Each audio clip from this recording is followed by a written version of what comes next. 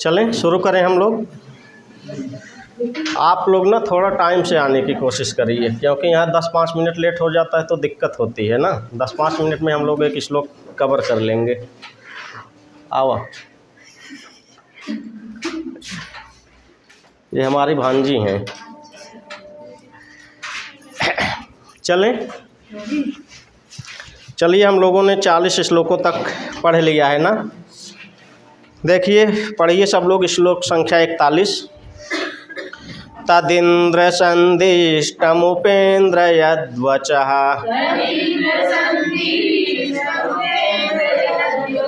क्षणं मया विश्वजनेन मुच्यते। समस्त कार्येषु गतेन धुर्यताम्।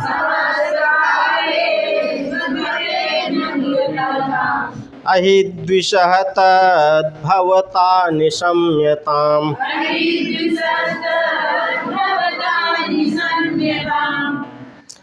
देखिए पहली लाइन में लिखा है तदिंद्र संदिष्टमुपेन्द्र यद्वचः। पढ़िए, वाचन साथ साथ करिए, हम जैसे जैसे चले वैसे आप लोग चलिए, ठीक। तदिंद्र संदिष्टमुपेन्द्र यद्वचः क्षणं मया विश्वजनेन मुच्यते। पहली लाइन को तोड़ेंगे, लिखा है तत् इंद्र संदिष्टम उपेन्द्र यत् वचः। टूट गई ना। तत् इंद्र संदिष्टम उपेन्द्र यत् वचः क्षणं मया विश्वजनीनम उच्यते। 2 लाइन टूट गया ना। तो देखिए पहली लाइन में क्या लिखा है, उपेन्द्र, आगे संबोधन का चिन्ह लगा है ना, संबोधन का रूप हुआ ये। तो लिखा है तत्, पहले शुरू में क्या लिखा है तत्, फिर वहाँ लिखा है उपेन्द्र। मुनि नारद भगवान श्री कृष्ण के सामने हैं तो कह रहे हैं तो हे उपेन्द्र। उपेन्द्र कौन है? वामना अवतार में भगवान श्री कृष्ण जो है ना, विष्णु जो है, उपेन्द्र मतलब इंद्र के छोटे भाई के रूप में अवतरित हुए हैं ना।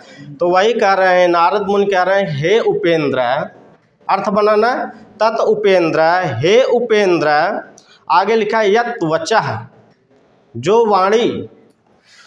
वाणी इंद्र के द्वारा कही गई है ना। कौन सी वाणी? अच्छा, अगवा लिखा है इंद्र संदिष्टम। मुनि नारद भगवान श्री कृष्ण के पास किस लिए आए हैं? इंद्र का संदेश लेकर के आए हैं ना। तो कह रहे हैं यद् वचः, जो वाणी इंद्र के द्वारा कही गई है ना, इंद्र संदिष्टम, ऐसे इंद्र के संदेश को ना। अच्छा, दूसरी लाइन में लिखा है विश्व जनीनम। जनीन मतलब होता है कल्याण। तो विश्व जनीनम, जो विश्व का कल्याण करने वाली है, ऐसा इंद्र संदिष्टम ना, जो विश्व का कल्याण करने वाली है, ऐसे इंद्र के संदेश को। और यद् वचः, जो वाणी इंद्र के द्वारा कही गई है, ऐसे इंद्र के द्वारा कही गई वाणी को मया, मेरे द्वारा। दूसरी लाइन में मया, मेरे द्वारा, क्षणम, क्षण भर में, उच्यते, कही जा रही है।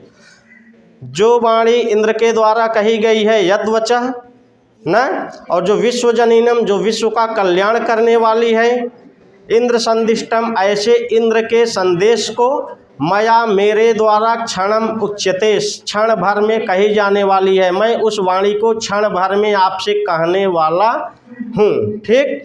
अच्छा, एकदम नीचे आइए, चौथी लाइन में लिखा है भवता निशम्यताम। भवता, आपके द्वारा, निशम्यताम, सुनी जावे। जो वाणी इंद्र के द्वारा कही गई है, ऐसी वाणी को मैं क्षण भर में कहने वाला हूँ। ऐसी वाणी को आपके द्वारा निशम्यताम, सुनी जाए, ठीक। बन गया ना अन्वय। देखिए अब तीसरी लाइन में समस्त कार्येषु गतेन धुर्यताम्।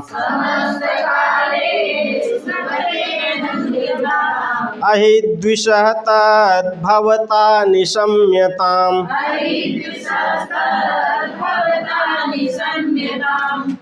देखिए इस श्लोक में मुनि नारद इंद्र के संदेश को कहना शुरू कर रहे हैं ना। तो लिखा है, देखिए लिखा है एकदम अंतिम लाइन लिखा अहिद्विषः। अहि मतलब अहि मतलब शत्रु। ये लिखा है, देखिए यहाँ दो पद है, अहित द्विष। देखिए इधर सब लोग, अहि नामक एक राक्षस था और द्विष मतलब होता है शत्रु ना। तो अहि नामक राक्षस के जो शत्रु हैं कौन? श्री कृष्ण हैं।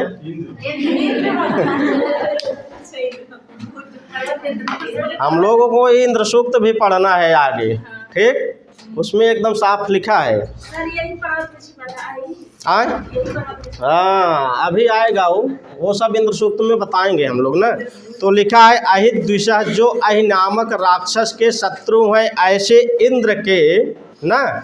तीसरी लाइन में देखिए लिखा है समस्त कार्येषु, इंद्र के समस्त कार्यों में गतेन धुर्यता, मतलब धुरी को प्राप्त हुए। कौन? भवता, आपके द्वारा, निशम्यताम सुनी जाए। क्या सुनी जाए? जो इंद्र के द्वारा कही गई वाणी है, जो इंद्र का संदेश है, जो विश्व का कल्याण करने वाली है, ऐसी वाणी आपके द्वारा सुनी जाए। ठीक, देखिए फिर से पढ़िए। तदिंद्र संदिष्टमुपेन्द्र यद्वचः क्षणं मया विश्वजनेन मुच्यते समस्त कार्येषु गतेन धुर्यताम् अहिद्विषः तद्भवता निशम्यताम्। पहली लाइन में लिखा है तत् उपेंद्र, तो हे उपेंद्र, यद्वचा, जो वाणी इंद्र के द्वारा कही गई है और जो विश्वजनीनम, जो विश्व का कल्याण करने वाली है ना, ऐसे इंद्र संदिष्टम, ऐसे इंद्र के संदेश को मया, मेरे द्वारा ना क्या, क्षणम उच्यते, क्षण भर में कहा जा रहा है, क्षण भर में ऐसी वाणी को मैं कहने वाला हूँ ना। तो अहिद्विषः, जो अहि नामक राक्षस के शत्रु हैं ऐसे इंद्र के समस्त कार्येषु, इंद्र के समस्त कार्यों में क्या, धुर्यता गतेन, जो धुरी को प्राप्त हुए हैं। मतलब देखिए यहाँ इंद्र के छोटे भाई के रूप में जन्म लिए हैं उपेंद्र ना। तो जो इंद्र के समस्त कार्यों में धुरी के समान प्राप्त हुए हैं, ऐसे आपके द्वारा, भवता, आपके द्वारा उस वाणी को, देखिए चौथी लाइन में लिखा है तत्, उस वाणी को ना निशम्यताम सुनी जाए। जो वाणी इंद्र के द्वारा कही गई है, जो विश्व का कल्याण करने वाला है, ऐसे इंद्र के संदेश को मैं क्षण भर में कहने वाला हूँ। ऐसे इंद्र के संदेश को न, इंद्र के समस्त कार्यों में धुरी के समान प्राप्त हुए आपके द्वारा वह वाणी सुनी जाए। अर्थ बन गया? कोई अर्थ ऐसा है जो न बना हो? यहाँ उपेंद्र पद से किसका बोध होगा? मया पद से किसका बोध हो रहा है? अहित द्विषः पद एग्जाम की दृष्टि से बहुत इंपॉर्टेंट है। अहित द्विषः पूरी लाइन देके पूछेगा अहित द्विषः पद किसके लिए आया है? इंद्र के लिए। ठीक, जो अहि नामक राक्षस के शत्रु हैं। ठीक, ऐसे कौन? ऐसे इंद्र। तो अहित द्विषः वहाँ आप टिक कर लीजिए। उपेंद्र पद से किसका बोध हो रहा है उसको भी टिक कर लीजिए। माया पद से किसका बोध हो रहा है उसको भी टिक कर लीजिए। जनीन पद का अर्थ क्या है यहाँ? कल्याण। ठीक, विश्व जननीनम, जो विश्व का कल्याण करने वाली है, ऐसी वाणी को, ठीक, या ऐसे इंद्र के संदेश को मेरे द्वारा कहा जा रहा है। ऐसे इंद्र के संदेश को आपके द्वारा आप उसको सुनिए। ठीक, तो ये शब्द इंपॉर्टेंट है एग्जाम की दृष्टि से। अहित द्विषः तो जरूर नोट करिए, उसको वहाँ टिक करके वहाँ लिख लीजिए, वो इंद्र के लिए आया है। ठीक, चलें आगे वाले श्लोक में।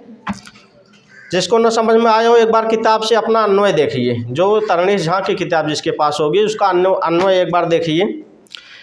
लिखा है तत् उपेंद्र, मिला सबको ना अन्वय? मिला?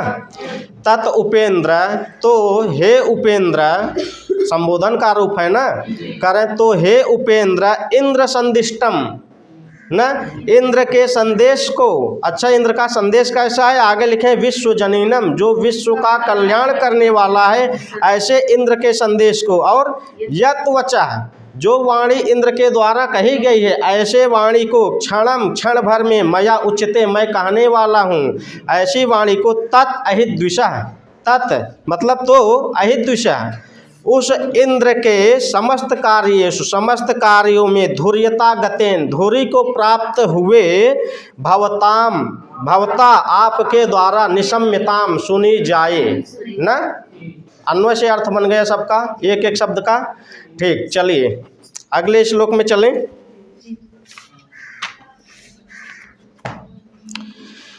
चलिए श्लोक संख्या 42 पढ़िए। अभूद भूमि प्रतिपक्ष जन्मनाम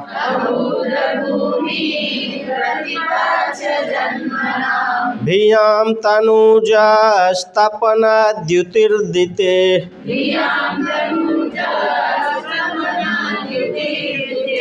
यमिंद्र शब्दार्थ निषूदनम हरे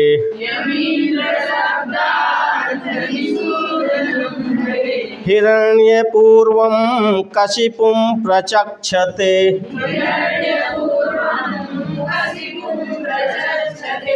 देखिए यहाँ लिखा है, एक शब्द हम लिख रहे हैं हिरण्य, हिरण्य कशिपु इसका नाम है ना, यही इसका शुद्ध नाम है। पहले जन्म में शिशुपाल जो है हिरण्यकशिप था, ये प्रश्न बन चुका है प्रवक्ता में भी यूजीसी में। पहले वो हिरण्यकशिप था, दूसरे जन्म में रावण हुआ और तीसरे जन्म में क्या हुआ? तो पहले जन्म में वही भगवान विष्णु नृसिंहावतार लेकर के उसका संहार किए थे ना, वध किए थे। जब वो दूसरे जन्म में रावण हुआ तो वही भगवान विष्णु राम के अवतार में उसका वध किए। जब वही जो है बाद में शिशुपाल हुआ तो कृष्ण के अवतार में उसका वध किए ना। कहानी समझ में आई? देखिए अंतिम लाइन में लिखा है हिरण्य पूर्वम कशिपुम प्रचक्षते न, कर जिसके नाम के आगे वहाँ लिखा है पूर्वम, हिरण्य पूर्वम, जिसके नाम का जो पहला शब्द है वह हिरण्य है और उसके बाद का शब्द कशिपु है, वही लिखा है हिरण्य पूर्वम। मतलब जिसके नाम का पहला शब्द हिरण्य है और उसके बाद का शब्द कशिपु है, ऐसा हिरण्य कशिपु नामक एक राक्षस प्रचक्षते मतलब कहा जाता है ना। तो हिरण्य पूर्वम कशिपुम प्रचक्षते न, हिरण्य कशिपु नामक राक्षस कहा जाता है। अंतिम लाइन का अर्थ यही है ना, हिरण्य कशिपु नामक राक्षस कहा जाता है। प्रचक्षते मतलब कहा जाना। ठीक, देखिए अच्छा दूसरी लाइन में, तीसरी लाइन लिखा है यमिंद्र शब्दार्थ निषूदनम हरे। पढ़िए हरे, यहाँ हरे पद से किसका बोध होगा? सब लोग एकदम सहमत हैं? हाँ, इंद्र का बोध होगा वहाँ पे। ये जरूरी थोड़ी नहीं है हर जगह भगवान श्री कृष्ण को हरि कहा जाए। ठीक, देखिए उपेंद्र के रूप में जब भगवान श्री कृष्ण यहाँ इनके यहाँ पैदा हुए हैं तो इंद्र वहाँ बड़े हैं, भगवान श्री कृष्ण छोटे हैं, उपेंद्र है ना। तो वहाँ इंद्र जो है इंद्र को हरि कह रहे हैं, यहाँ कह रहे हैं हरे। हरे मतलब यहाँ किसका बोध हुआ? भगवान इंद्र का। देखिए इसको तोड़िए, यम इंद्र शब्द अर्थ निषूदनम हरे, शब्द टूट गया। यम इंद्र शब्द अर्थ निषूदनम हरे। अंतिम लाइन में क्या कहा गया? मतलब हिरण्य कशिपु नामक एक राक्षस कहा जाता है ना। वह राक्षस कैसा लिखा है? हरे। जी आगवा लिखा है यम, यम मतलब जिसने हरे मतलब इंद्र के, इंद्र शब्द अर्थ, इंद्र के शब्द के अर्थ का निषूदन नष्ट कर दिया। मतलब जिसने इंद्र के शब्द के अर्थ का नष्ट कर दिया, जिसने इंद्र के इंद्रत्व को समाप्त कर दिया, जिसने इंद्र के इंद्रत्व का समाप्त कर दिया, जिसने इंद्र के ऐश्वर्य को समाप्त कर दिया, ऐसा हिरण्यकशिप नामक एक राक्षस कहा जाता है। दो लाइन का अर्थ बना। यहाँ हरे पद से हम इंद्र को लेंगे। हरे मतलब इंद्र के, इंद्र शब्द के अर्थ को निषूदनम नष्ट कर दिया, ऐसा हिरण्यकशिप नामक राक्षस कहा जाता है। अर्थ बन गया ना। पढ़िए यमिंद्र शब्दार्थ निषूदनम हरे, हिरण्य पूर्वम कशिपुम प्रचक्षते, यम मीन्स जिसने, हरे मतलब भगवान इंद्र के, इंद्र शब्द अर्थ, इंद्र शब्द के अर्थ को निषूदनम नष्ट कर दिया गया, जिसके द्वारा नष्ट कर दिया गया, ऐसा हिरण्यकशिपु नामक राक्षस कहा जाता है।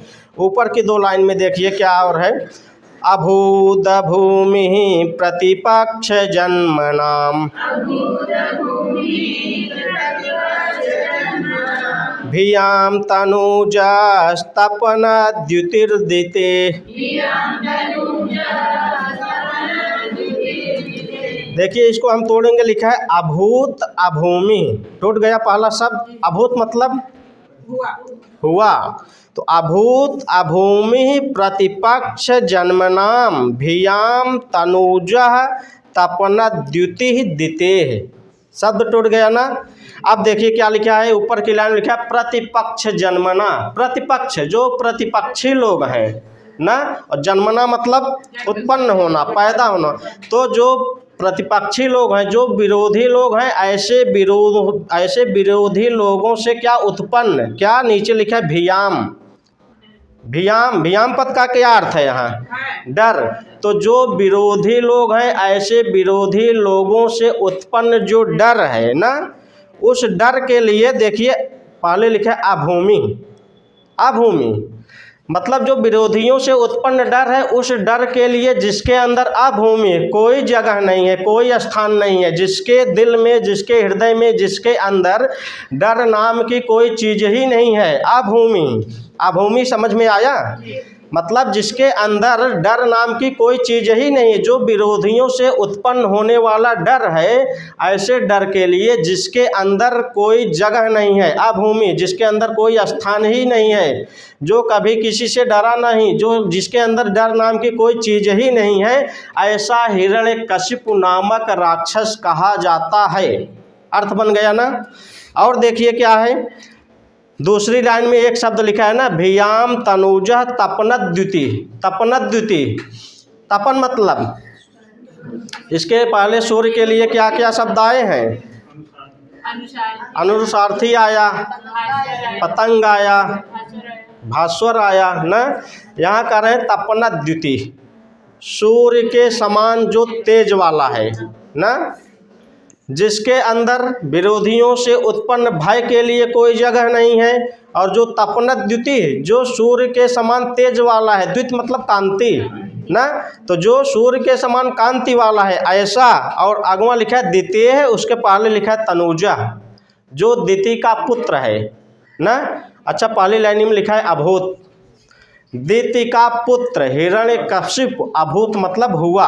अब देखिए समझ में आएगा, प्रतिपक्ष जन्मना जो विरोधियों से उत्पन्न, भियाम डर ना, ऐसे डर के लिए जिसके अंदर अभूमि कोई जगह नहीं है, और जो तपनद्युति जो सूर्य के समान तेज वाला है, और जो द्वितीय तनुजा जो दिति का पुत्र है, ऐसा हिरण्यकशिपु, अभूत मतलब हुआ, ऐसा हिरण्यकशिपु नामक एक राक्षस हुआ ना। और जो इंद्र के शब्दार्थ को, इंद्र के शब्द के अर्थ को निषूदन नष्ट कर दिया, जिसने इंद्र के शब्द के अर्थ को नष्ट कर दिया, जिसने इंद्र के का इंद्रत्व समाप्त कर दिया, जिसने इंद्र का ऐश्वर्य समाप्त कर दिया, ऐसा हिरण्यकशिपु नामक राक्षस कहा जाता है ना।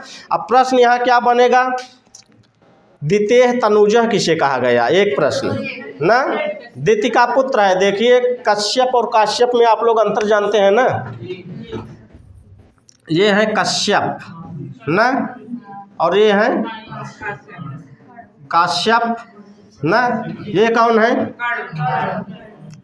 कण्व ना, और ये कौन है मारीच ना। कश्यप की 2 पत्नियां थीं, कौन कौन ना, आदित्य थी, दूसरा कौन था दिति। अब इसमें कौन पहला कौन दूसरा है हम लोगों को नहीं पता है, हम लिख दे रहे हैं ना। तो जो आदित्य से पैदा हुए वो क्या कहलाए, आदित्य कहलाए ना, आदित्य आदित्य ठीक। और जो दिति से पैदा हुआ वो दैत्य कहलाए, तो जो दैत्य कहलाए वो राक्षस कहलाए, और जो अदैत्य कहलाए वो देवता कहलाए ठीक। तो कश्यप की जो पत्नी थी अदिति, इनके पास 2 पुत्र उस टाइम हुए। एक कौन? इंद्र, और दूसरे भगवान विष्णु वामन के रूप में जन्म लिए हैं इन्हीं के यहाँ। ठीक, तो यही लिखा है। चलिए पढ़िए। अभूत भूमि प्रतिपक्ष जन्मनाम भियाम तनुजास्तपना द्युतिर्दिते यमीन्द्र शब्दार्थ निषूदनम हरे हिरण्यपूर्वं कशिपुं प्रचक्षते। तो हिरण्यकशिपु नामक राक्षस कहा जाता है जिसने यम, तीसरी लाइन में, जिसने हरे भगवान इंद्र के, इंद्र शब्द के अर्थ को निषूदन मतलब नष्ट कर दिया, ऐसा हिरण्यकशिप नामक राक्षस कहा जाता है। पहली लाइन में लिखा है प्रतिपक्ष जन्मना, जो विरोधियों से उत्पन्न होने वाला भियाम डर है, ऐसे डर के लिए जिसके अंदर अभूमि कोई जगह नहीं थी, ऐसा हिरण्यकशिप नामक एक राक्षस कहा जाता है। और तपनत द्युति, जो सूर्य के समान तेज वाला है, ऐसा, और जो दिति का पुत्र है, ऐसा हिरण्यकशिप नामक एक राक्षस अभूत मीन्स हुआ। ठीक, चले तो यहाँ द्वितीय तनुजा बहुत इंपॉर्टेंट है। यहाँ हिरण्यकशिप किसके समान है? सूर्य के समान तेज वाला बताया जा रहा है ना। और जो इंद्र के शब्द के अर्थ को कौन नष्ट कर दिया? प्रश्न बनेगा ना। देखिए, हिरण्यकशिप सबसे पहले देवताओं के मन में भय पैदा कर दिया था, इंद्र का इंद्रत्व समाप्त कर दिया था, इंद्र का ऐश्वर्य।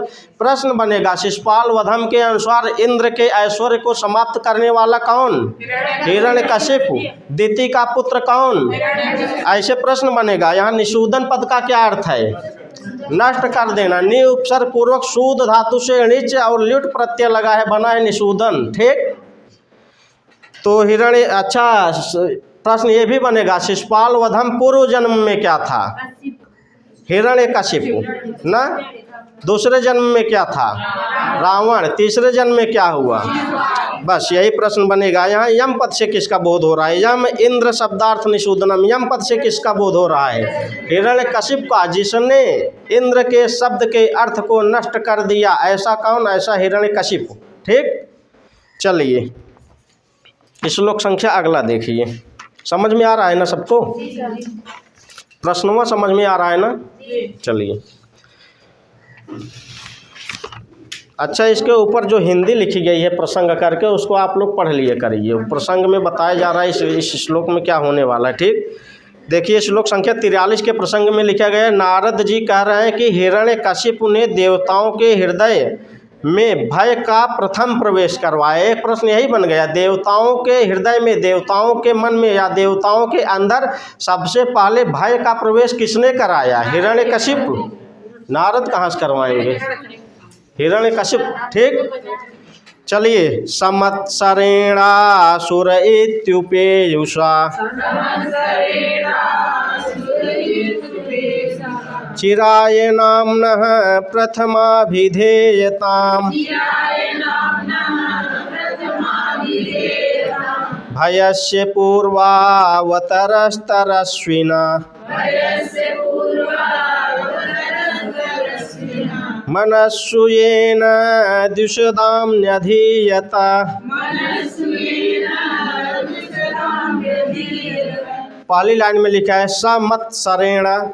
समत्सरेण, मत्सर मतलब बताइए? नीत शतक के साथ पहले श्लोक में आया है ना, मंगलाचरण के बाद ना। मत्सर मतलब ईर्ष्या, घमंड। समत्सर घमंड से युक्त, घमंड के साथ, ईर्ष्या के साथ ना। तो समत्सरेण का अर्थ समझ में आया? जो ईर्ष्या से युक्त है, जो घमंड से युक्त है, जो घमंड के साथ। समत्सरेण ना, ईर्ष्या के साथ। क्या लिखा है? असुर इति उपेयुषा चिराय नाम्नः प्रथम अभिधेयताम।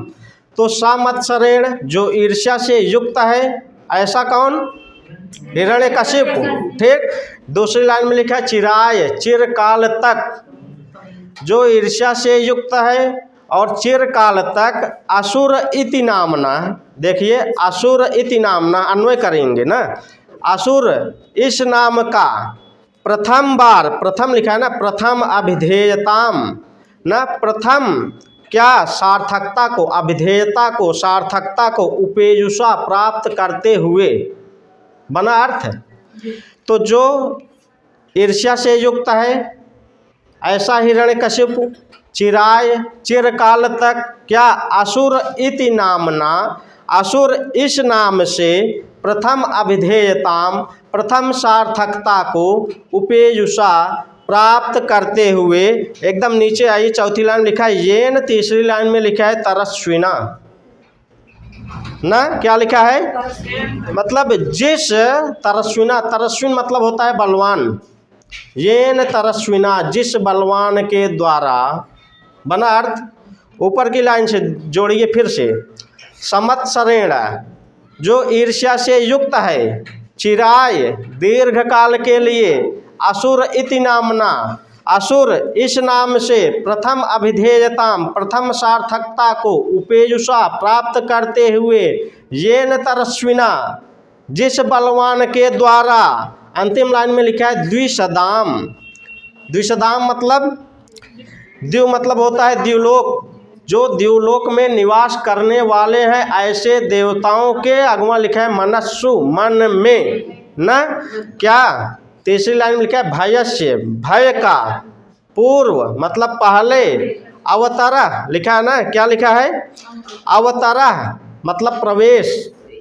अच्छा अंतिम लाइन में लिखा है नधीयत मतलब स्थापित किया। अब देखिए अर्थ समझ में आएगा।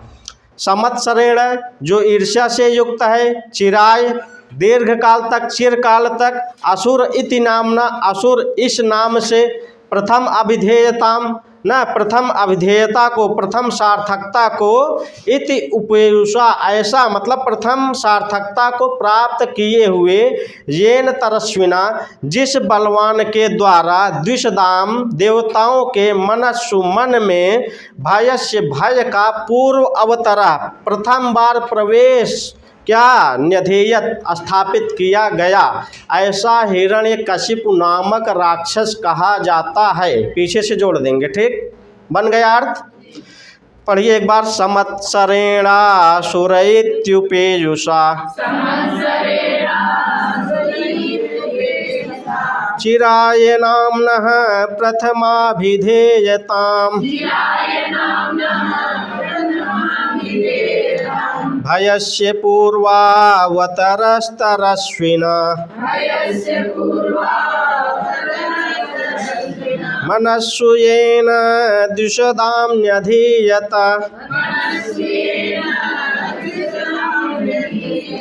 तो ईर्ष्या से युक्त चिरकाल तक जिसने मतलब असुर इति नामना जन जो पहली बार असुर नाम की सार्थकता को प्राप्त किए हुए, येन तरस्विना जिस बलवान के द्वारा, द्विषदाम देवताओं के, मनस्सु मन में, न भयस्य भय का, प्रथम अवतरा प्रथम प्रवेश स्थापित किया गया, ऐसा हिरण्यकशिपु नाम का एक राक्षस कहा जाता है।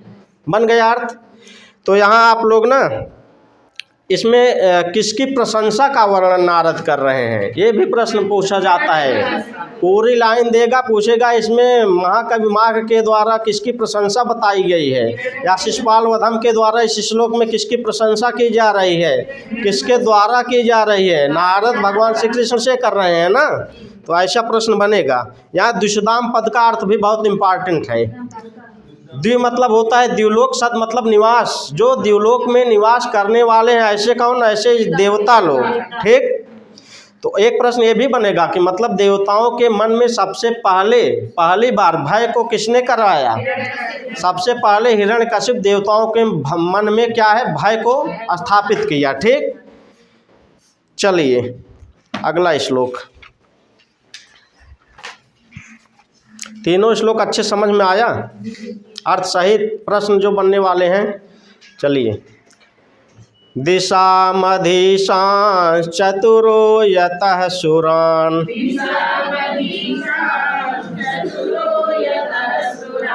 यहाँ से अ निकलेगा अपाश्यतम रागहृता शिशे वीरे।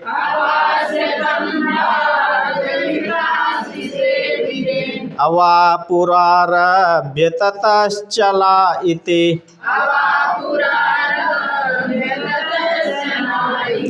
प्रवादमुच्चैर्यशस्करं श्रियः।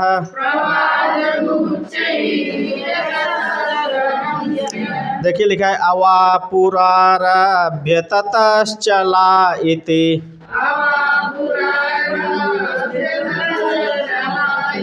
प्रवादमुच्चैर्यशस्करं श्रियः। लिखा है अवापुः आरभ्य ततः चला इति प्रवादम उच्चैः अयशस्करं श्रियः। शब्द टूट गया ना। अंतिम लाइन में प्रवादम उच्चैः अयशस्करम श्रियः। अयशस्कर जो यश को देने वाला नहीं है, जो यश को प्राप्त कराने वाला नहीं है, वह क्या है? अयशस्कर, जो कीर्तिकारी नहीं है ना। तो अयशस्करम ऐसा प्रवादम। आगे क्या लिखा है? प्रवादम। अच्छा वो प्रवादम, वो प्रवाद भी कैसा? उच्चकैः प्रवादम। अयशस्करम प्रवादम उच्चकैः, जो अकीर्तिकारी है। प्रवाद मतलब क्या होता है?